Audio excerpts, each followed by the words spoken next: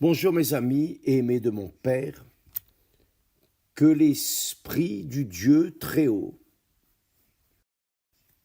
vienne diriger, conduire nos pensées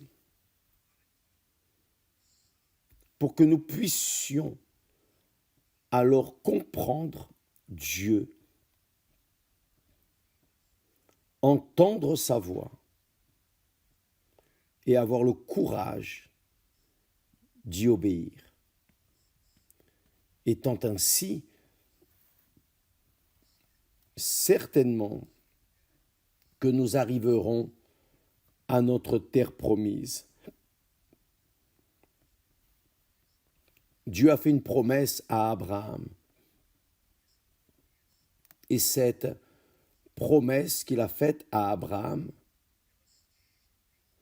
s'étend à tous ceux qui croient dans le Dieu d'Abraham, le Dieu d'Isaac, le Dieu d'Israël. Et j'aimerais, à partir d'aujourd'hui, commencer et vous enseigner, mes amis, à prendre des attitudes de foi en relation à Dieu. Ce n'est pas en relation à l'homme, ce n'est pas en relation à l'Église universelle du royaume de Dieu, non. C'est en relation à Dieu lui-même. Vous devez mettre dans votre tête, je dois arriver à la présence de Dieu par moi-même. Je ne vais pas et je ne peux pas rester dans la dépendance de qui que ce soit, de religion, d'église, de pasteur, d'évêque, de personne. Je dois dépendre de moi-même. Vous devez dépendre de vous-même, de vous-même. C'est cela même. Pourquoi? Parce que la foi intelligente, la foi rationnelle, la foi qui délivre la personne de ses marasmes, de leur vie mauvaise, exécrable, cette foi est une foi personnelle. Vous seul, en vous mariant à Dieu, en d'autres mots, en faisant un pacte avec Dieu, une alliance avec Dieu, vous et Dieu, sans intermédiaire, vous et Dieu,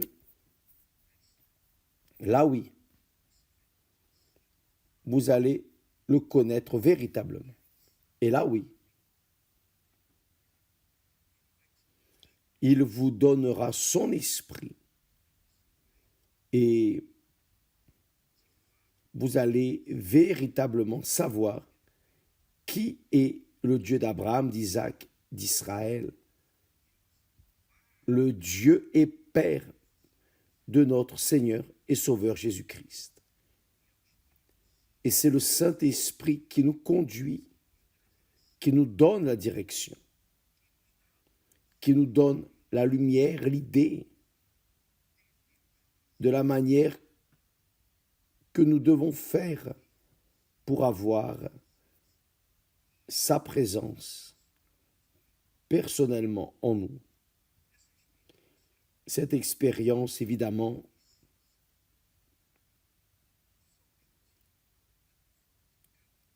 a besoin de la personne, de chacun. Je ne peux pas recevoir le baptême du Saint-Esprit pour vous, ni vous pour moi. Je ne peux pas recevoir le Saint-Esprit par mon épouse, ni par mes enfants, et eux ne peuvent pas non plus le recevoir par moi. Donc, c'est quelque chose de très personnel, individuel, c'est comme le mariage, le saint mariage, le mariage sacré. Le mariage sacré est ainsi. La femme rencontre l'homme,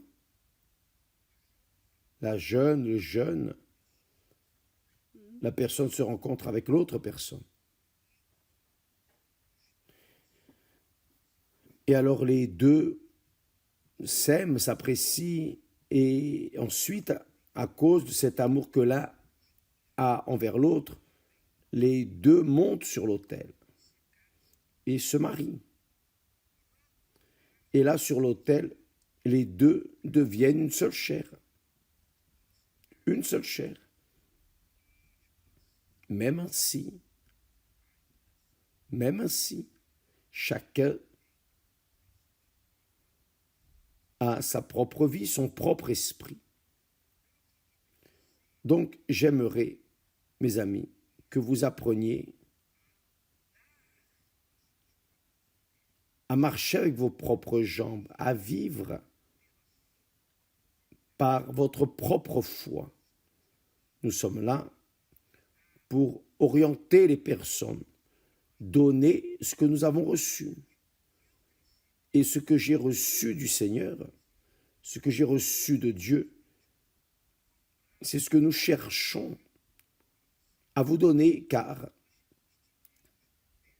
nous étions dans le désert, tout comme était Jacob lorsqu'il fuyait de la maison de son père, car son frère Ésaü l'a menacé et voulait le tuer parce qu'il avait volé le droit d'aînesse, la bénédiction des bénédictions. Donc, nous voulons que vous appreniez à marcher avec vos propres jambes et non dans la dépendance de religion, d'église, de quoi que ce soit. Faites attention. Quand Jacob est sorti de sa maison, lorsqu'il a fui de son frère, effrayé, apeuré, la peur de mourir, car son frère était un vaillant chasseur, il était un homme casanier, Jacob était un homme qui était toujours dans les jupes de sa mère. Donc, il a eu peur, avec raison. Donc, il a fui par le désert.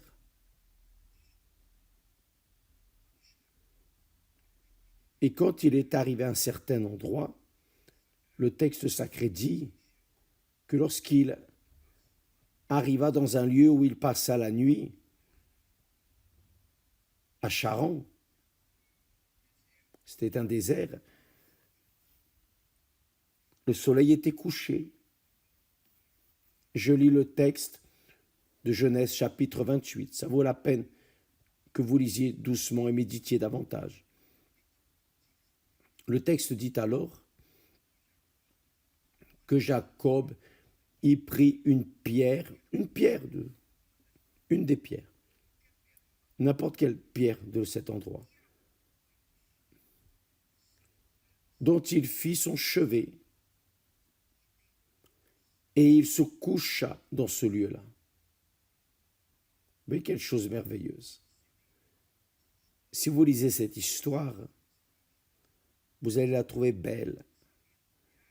Et si vous plongez dans cette histoire, vous allez trouver des réponses à votre vie, vos problèmes, pour votre rencontre avec Dieu. Vous allez trouver des réponses de Dieu pour votre vie. Vous aurez des réponses.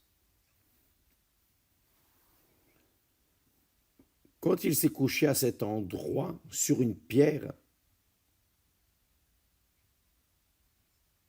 le texte dit alors qu'il eut un songe, et il eut un songe. Et voici, une échelle était appuyée sur la terre, et son sommet touchait au ciel. Ça, c'est un songe qu'il a eu, un rêve. Une échelle était appuyée sur la terre et son sommet touchait au ciel. Et voici, les anges de Dieu montaient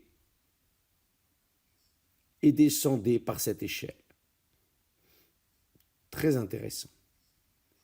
les anges de Dieu montaient et descendaient, c'est-à-dire une échelle qui allait jusqu'au ciel, on comprend tout de suite, les anges devaient descendre et monter, n'est-ce pas? C'est le normal, ça vient du ciel, les anges, n'est-ce pas? Mais si le texte dit, ce sont de petits détails, mes amis, qui font la différence. Quand on s'immerge dans la parole, lorsqu'on médite dans la parole, pense dans la parole, alors viennent les révélations du Saint-Esprit. Donc ces anges qui montaient et les autres qui descendaient n'étaient pas les mêmes. Ceux qui montaient, où étaient-ils? Ceux qui montaient étaient en train d'accompagner Jacob, certainement. Ils accompagnaient Jacob. Jacob ne les voyait pas, mais ils accompagnaient Jacob. Et à travers l'échelle, il a pu comprendre que des anges montaient. Certainement, c'étaient des anges qui étaient là, le conduisant, et d'autres descendaient. Ce qui veut dire, dans ma foi, dans ma vision, les anges qui étaient avec Jacob revenaient au ciel. Et ceux du ciel sont venus pour les remplacer. Il y a eu un échange d'anges. Je pense ainsi. Je crois ainsi. Car il n'y avait pas de raison qu'il y ait des anges qui montent et qui descendent. Dieu n'a pas donné la vision à Jacob des anges montant et descendant pour rien. Il y a une raison, une explication. Et je crois que ceux qui étaient avec Jacob ont été remplacés par ceux qui descendaient du ciel. C'est-à-dire, la vision que Jacob a eue a commencé avec sa tête sur une pierre. Une pierre. C'était une pierre quelconque, mais cette pierre a cessé d'être quelconque lorsqu'il y a mis sa tête pour dormir. Cette pierre, mes amis, représentait Dieu lui-même.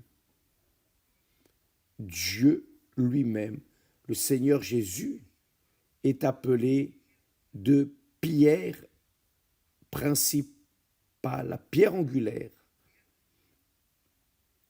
la pierre qui ferait la différence dans la construction. Le Seigneur Jésus a dit à Pierre, quand Pierre a reçu la révélation, sa révélation, le Seigneur Jésus a dit, Pierre, tu es Pierre. Et sur ce roc, sur cette vision, sur cette compréhension que tu as, que je suis le Fils de Dieu vivant, sur ce roc, sur ce fondement, sur cette foi, sur cette parole, je bâtirai mon Église, a dit le Seigneur Jésus. Donc, la pierre où Jacob avait mis sa tête représentait le Seigneur Jésus. C'est la parole de Dieu. La parole physique de Dieu. Lorsque nous mettons la tête sur la parole de Dieu, cela montre que nous devons mettre la tête sur la parole de Dieu, car il a fait de cette pierre son chevet. Il n'a pas mis le cœur sur la pierre, il a mis la tête. Ainsi, nous devons marcher par la foi. La foi, quand vous prenez l'attitude de foi du cœur, vous pouvez être sûr que vous serez trompé, car le cœur est trompeur. Dieu lui-même dit que le cœur est trompeur, corrompu, cruel. Donc, Jacob avait la tête sur la pierre, la parole de Dieu, la pierre angulaire, celle de l'angle, c'est-à-dire sur la parole de Dieu, sur cette pierre, sur cette vérité, car le Seigneur Jésus avait demandé aux disciples, qui les hommes disent-ils que je suis? Donc Pierre s'est levé et a dit, tu es le Fils du Dieu vivant.